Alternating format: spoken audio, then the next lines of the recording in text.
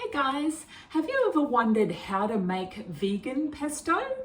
Well, a friend of mine posted this recipe to share with what she does for vegan pesto, and I use it as my go-to because it's very quick and easy and I love it and it tastes so good as well.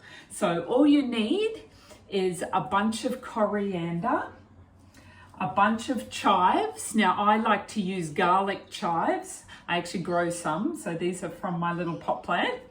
And also a bunch of basil.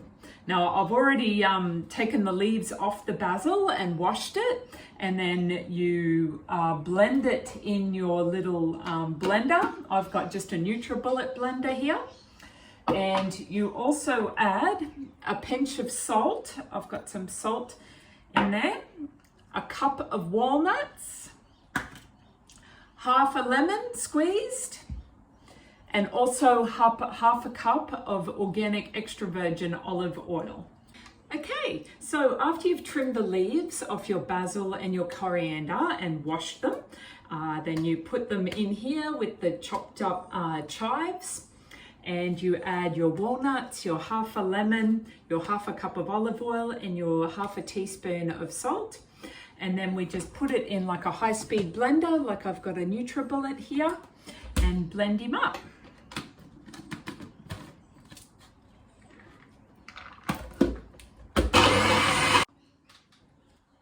Okay, so after you've finished blending it, it should look like this, like a lovely green color. Oh, have a lovely smell to it as well. So then of course you can use it for pastas or dips or, but yeah, so there you go. So that's how to make your vegan pesto. Enjoy.